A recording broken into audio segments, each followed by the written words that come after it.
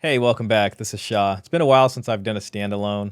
I figured I'd cover the back and forth that's going on Twitter right now, and it's all started over a woman posting a picture of her engagement ring online. And Pearl made a comment, and it stirred up a hornet's nest of responses and quote tweets. And we got everybody from Matt Walsh to Paul Elum to just everybody, just commenting on this. So we'll take a look at this. There's a few interesting things that I guess as far as themes go that got brought up. I mean, one of them is status signaling as far as announcing an engagement goes and what that means and if that's traditional or not. Another thing is privacy, in terms of women kind of showing off certain things that may or may not be good to show to the internet. That'll be debatable.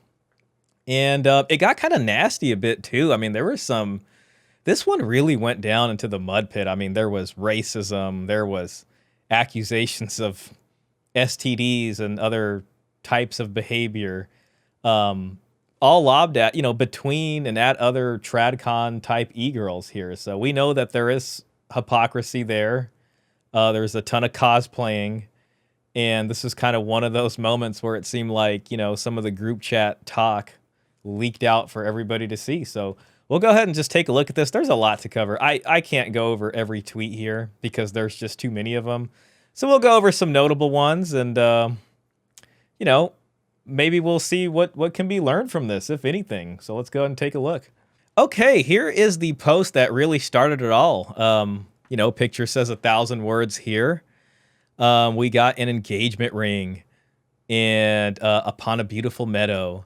And just 2 words to kind of round it out. This is from Sarah Stock. I'm not really sure who she is, but she appears to be a kind of conservative influencer of sorts. And she said simply, "I won." That can mean a lot of things. I don't know. I don't know what she means by that. Could means, she locked the guy down, or in such a tough time with dating and relationships, she managed to get this thing going on the road. I don't know anything about who she married. I don't know if it's some rich guy, if it's a poor guy. This could be I won in terms of a hypergamous good deal here she seems to have gotten. I really don't know. When it comes to Tradcon women, it tends to be a lopsided deal. At least that's the way I look at it. But again, this is what started it off here. So she went ahead and posted her engagement ring on Twitter. Pearl saw that and she had some things to say here. Pretty simply, she said, "Hottest right-wing e-girl taken off the market." And in parentheses, she says, "Conservative women will always use their marriage and family to build their brand." And, okay, that's an interesting thing to say. And I don't disagree with her. I think that's true. They definitely do that. That's what they're selling.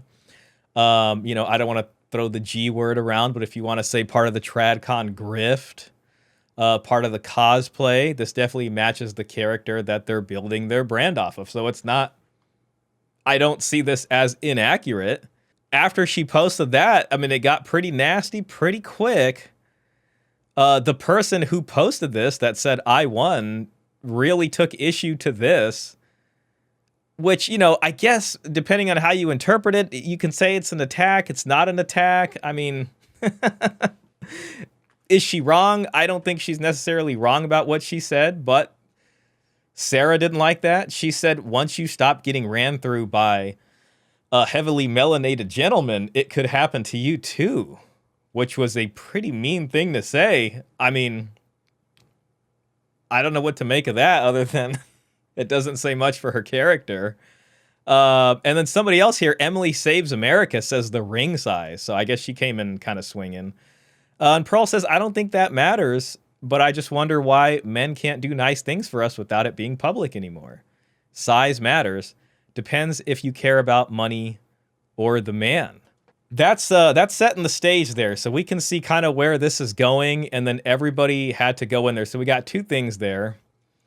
We got building a brand off of, marriage and your family. And that's the thing that trad women tend to do, is the comment or the statement there that was posted by Pearl that she noticed.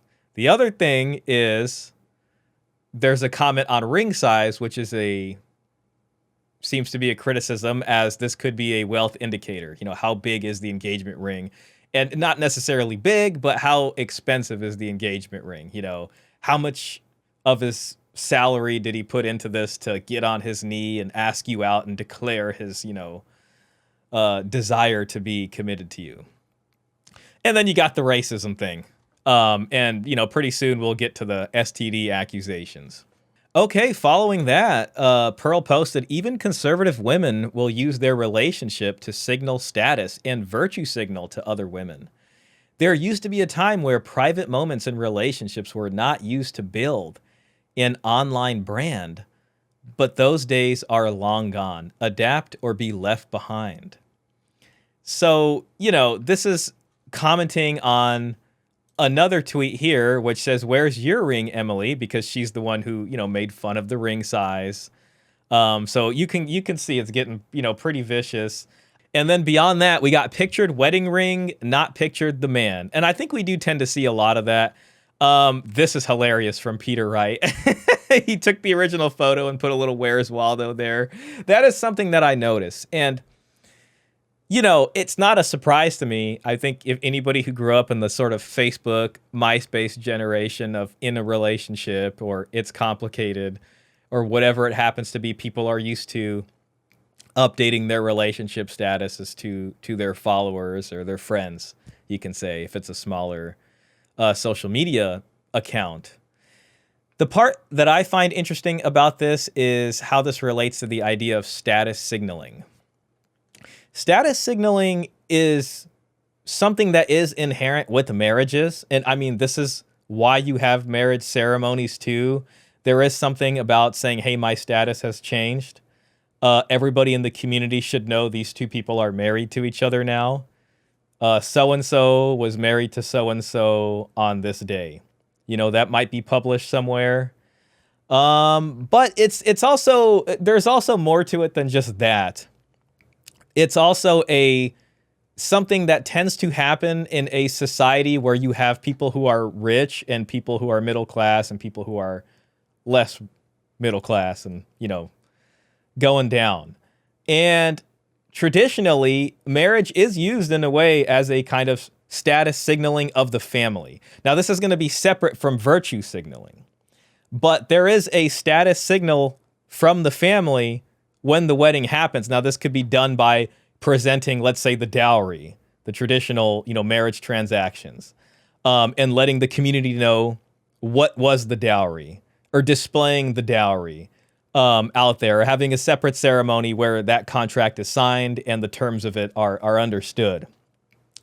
And this is a status signal because it's indicating, hey, our family has put this down. And depending on the amount, this distinguishes us to be part of a certain, class within the status hierarchy.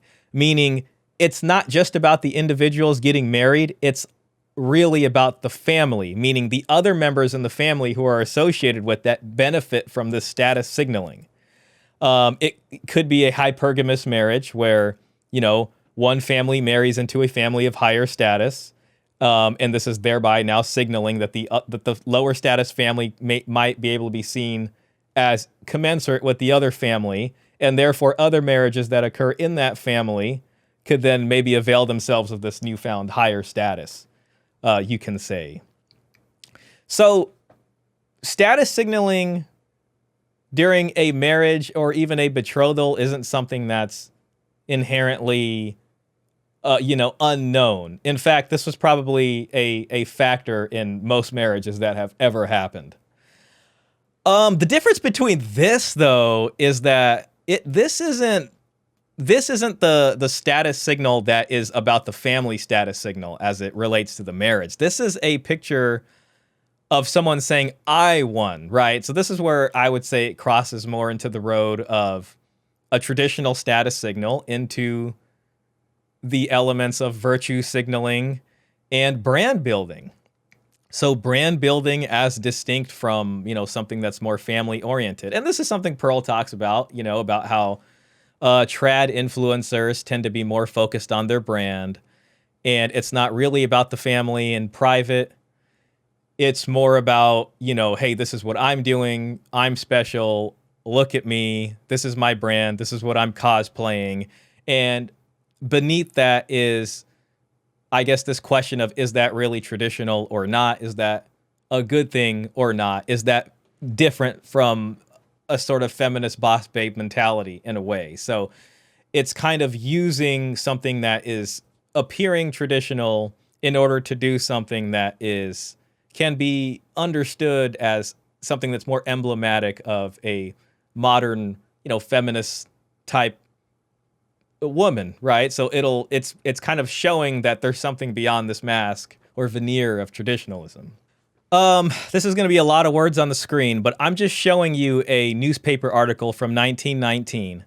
And right here, it says, there is no doubt the fact that a girl had been jilted after her engagement had been publicly or tacitly announced does her very great injury. Parents find the jilting of a daughter a very serious matter, so the breach of promise suit and heavy damages is indigenous to Europe. And what this means is that, traditionally, when somebody got betrothed, that was announced publicly. And so these two families were engaging in this, and this person was now betrothed to this person, and somebody breaking up, everybody would know that these two are betrothed. Their statuses, were changing. There's a deal going on. And if something happened, if one person pulled out of the deal, this would kind of lead to a type of gossip and something that could damage the reputation of the two individuals involved. And this would lead to actual lawsuits between people for real damages. You can see right here at the top, as the English law is the basis of American law, the breach of promise suit found its way into the United States. There is no doubt that conditions in the early colonial days were much the same in America as in England. Hence, a breach of promise was a very serious offense for a young man to commit and was punished by heavy damages. So, yes, there is a public announcement.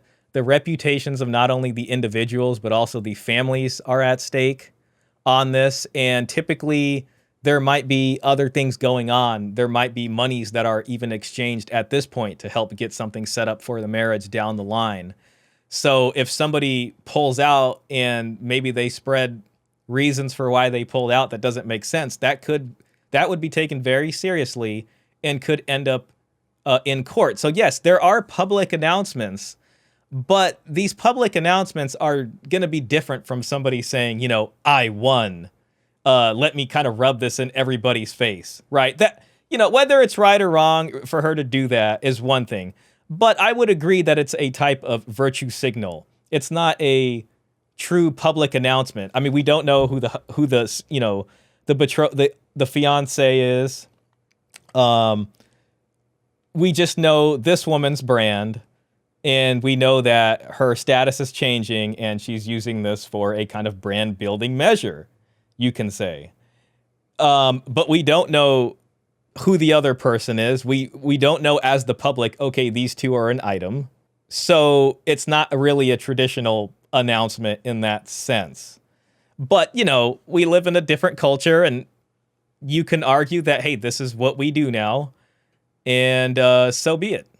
Okay, then it just gets really nasty. I mean, I don't know how deep we need to get into this, but for the folks that appreciate, the tea out here, this lady, Emily Saves America, said the ring size, and that caused a lot of issues with, even people like Matt Walsh getting involved because they didn't like that she was basically, throwing a lob here, basically saying, hey, this guy didn't give you a big enough ring, and, you should be ashamed about that. What does that say about the guy and your marriage? What does that say about, you can say, the prestige of your soon-to-be marriage and, whoever you're tying the knot with? Morgan Ariel, and this Morgan Ariel woman, I mean, she's really playing the part, right? I mean, come on. This is the cosplay of the cosplay if we ever seen cosplay. But anyways, she says, you give it up for free, ho. Might want to sit this one out. And then she tags Emily Saves America over here. And Pearl was like, Morgan, you are a single mother with a public video admitting you have HPV. You may want to sit this one out too. Oh my gosh. And it just keeps getting worse. And, attacks against the more melanated individuals ensue. It's very bad.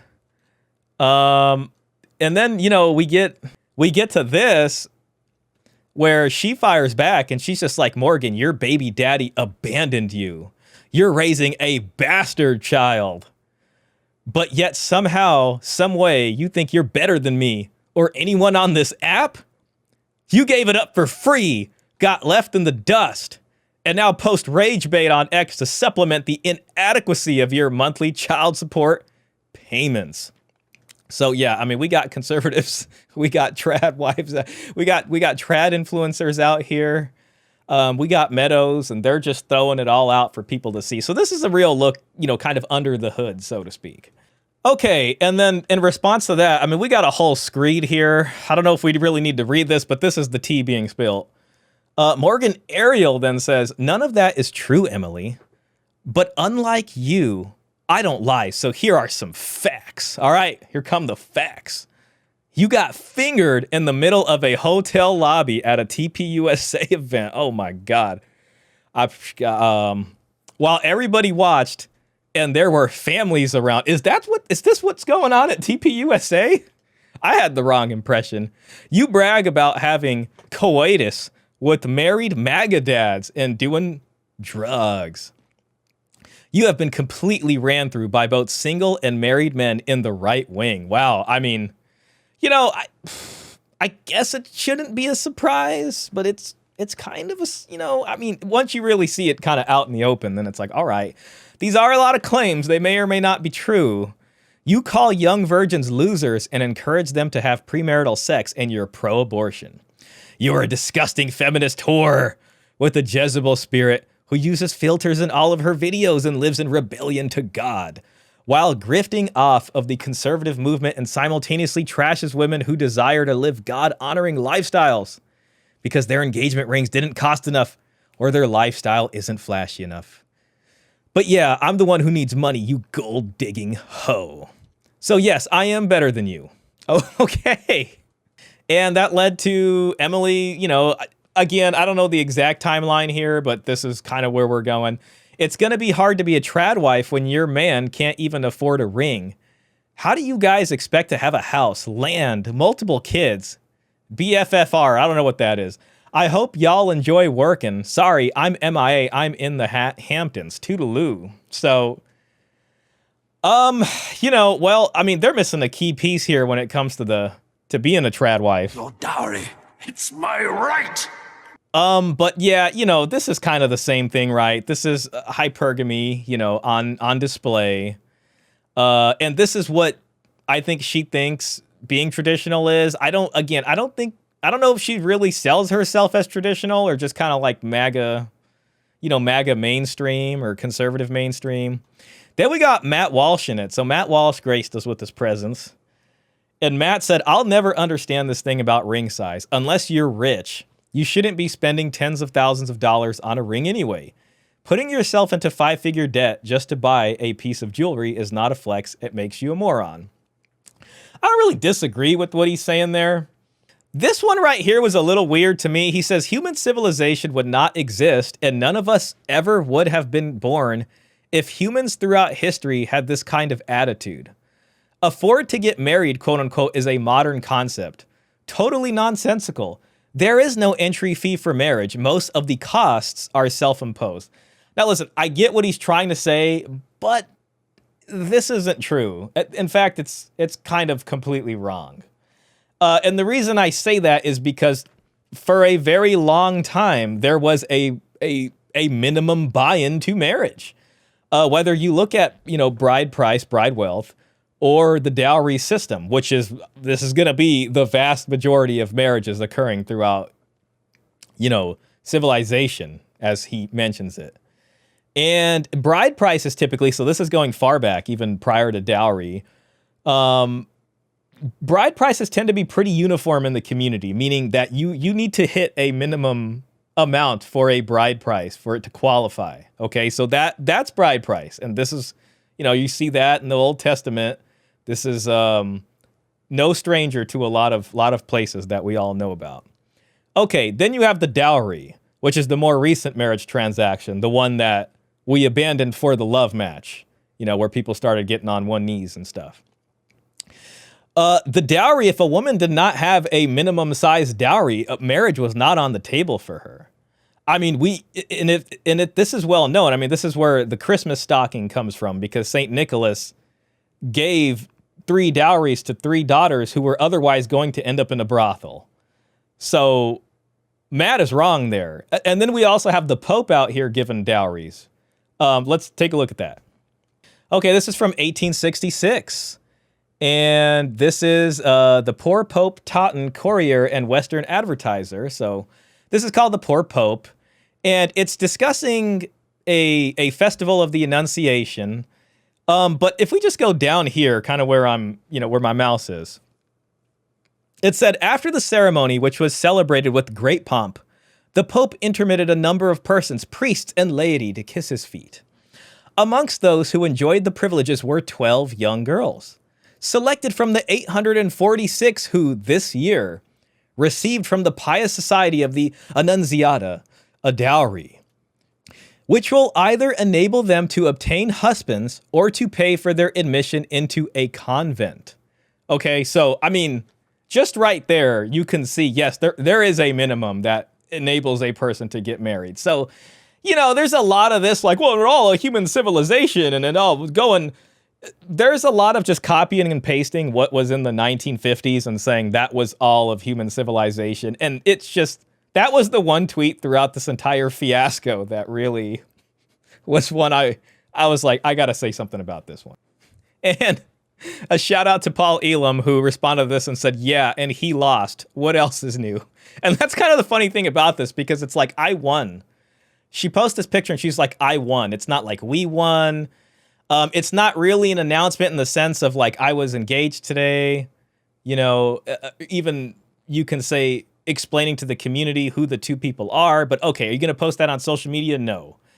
Is it understandable to want to say you got engaged? I can get that. I can see why people would be excited to do that, depending on what their relationship is with their followers. Posting it on Twitter, Twitter is not really, it's kind of a free-for-all on Twitter, so you're really chancing it on there. But she didn't say that. I mean, she said, I won, right? Like, what does that mean? What does that mean, I won? There is a bit of virtue signaling there. There is a bit of, haha, look at me. It comes off a little not humble. And now, is this a big deal? I mean, probably not really. But if you're selling yourself as a certain thing that maybe embodies some of these values that's not about showing off, I can see how this can come off a little bit weird, and you might attract some criticism of that. This is Pearl responding about the ring size. She says, I actually like the ring. The point is, nothing is private in relationships anymore. And conservative women in 2025 use their relationship to build their brand and to signal status. There used to be a time where men could do something nice and it wouldn't be used for clout on the internet. But when the right-wing women are even doing it, the black pilling continues. So that's an interesting commentary there from Pearl. And it would appear she's pointing out that people who often portray themselves as traditional aren't typically people who are going to put everything online or put their private family matters on the internet or use it to virtue signal. And there is a lot of that when you look at trad influencers. I mean, the entire concept of a trad influencer is about building a brand off of traditional living. It's just oftentimes the traditional living they're selling is this idealized, almost cartoonish version of it that tends to kind of go back to the 1950s. And, when you get into this conversation and it's sort of intermingled with questions about family law, is marriage a fair deal for men, especially nowadays? There seems to be these kind of gaping holes in what is being sold by these trad influencers as traditional. So a lot of times they might even get exposed as feminists cosplaying as trying to say, lock down something and say, I won. This whole thing about I won is very weird because it makes me remember something called the lottery winner effect. And there was this woman named Logan Uri who was interviewed from Chris Williamson, I believe. And she used to work at Hinge. And she did some articles where she discussed the lottery winner effect. Let's take a look at that. Okay, so this is her actually responding on a, Reddit AMA from like 5 years ago. And I mean, there's a lot of things that she says I don't agree with. It just, this particular thing made me remember this comment or discussion she had. And she says, we know from the field of relationship science what does and doesn't matter for long-term relationship success. But in my work as a dating coach and matchmaking, I found that people often optimize for the wrong things. Here are the things that matter less than they do for a long-term relationship success. Looks, okay. Money. Let's just get into money because that's what we're focused on. We adapt to our circumstances, even if that means acquiring a lot of money. The famous research on lottery winners shows this. A year after winning the lottery, people are about as happy as they were before they won. Okay, so in the context of modern marriage, you can say there is a lot of people pulling the no-fault divorce card because they're not happy, right? So what we're witnessing with this is someone who is using this language of I won, and, she's getting the marriage, she's locking it down, but is this the lottery winner effect in action? She's won the lottery now. She won, that's what she said. After a year or two, is she going to, not feel so good about this? She's going to go back to this baseline of feeling like she's not a winner. And then if you're not feeling like a winner, because this is all about winning a game, it's not about, a mutual investment and building something together, then what? Then it's I'm not happy and it's time to divorce. So I don't know if this is a win for her yet. I mean, this is just kind of the beginning of the journey, so to speak. It could be a complete disaster. So my personal opinion is this just an innocent, oh, well, yeah, I got engaged. Hey guys, thanks everybody. I appreciate y'all. Thanks for all the congratulations. Or is this kind of a showboating? I'd say it leans on the side of a showboating. I think it is a virtue signal in that way. I don't think it is a traditional status signaling that you would see for entire families as a whole. I think this is more of an individual type thing. I don't want to use the word narcissism or this kind of thing. I mean, but we have this culture where we kind of encourage these kinds of posts to be made. I mean, the social media, that's what it is. Is this completely innocent? We got engaged. No, I think there's a little bit of showboating. There's a bit of virtue signaling. Whether that's right or wrong, is this virtue signaling good to combat other virtue signaling from the other side? I think that's a good question to be debated. Personally, no. I think if it's coming from a place of maybe entitlement or selfishness, which I can't, can I say that? Do I know what's in her heart? I don't know, but maybe you can use context clues. I won. It's not we won. It's not I was engaged today. I'm so happy beyond words. I just wanted to let everybody know. It's I won. I don't know. That's kind of weird. So anyways, I think that's enough that we need to cover this. There's probably more that can be said about this. There's probably more happening now on this entire conversation. If I see anything significant, maybe we can dig into it further. I mean, as far as what we're doing on this channel, we've been looking at what marriage was for a long time, up until this very recent change, of the love match. We've been looking at the disaster that the current family laws are. We've been looking at, people shaming men and saying you need to get married, and all this kind of stuff, the fertility crisis and all that. So there are just things beyond this whole thing that create an environment that make this kind of stuff questionable. And if you enjoyed this video, hit the like button, hit the subscribe button, leave a comment down below. I typically do a stream every Saturday night from 7 p.m. We go for about, 3 to 5 hours, just depending. And I do want to make more standalone videos, so if you enjoyed this, we'll get some more going. But I am excited to hear from you guys, and I'm interested to hear what you guys think down below. Is this just kind of innocent? Was Pearl right to, kind of knock the hornet's nest on this? I can say I think we got a lot sort of revealed. We got to see under the hood here of what's really going on with a lot of these trad-fluencers. TPUSA is... There's a lot going on at TPUSA you probably would have never guessed. I mean, if these tweets are true. So anyways, thanks for watching if you made it this far, and I will see you on the next one.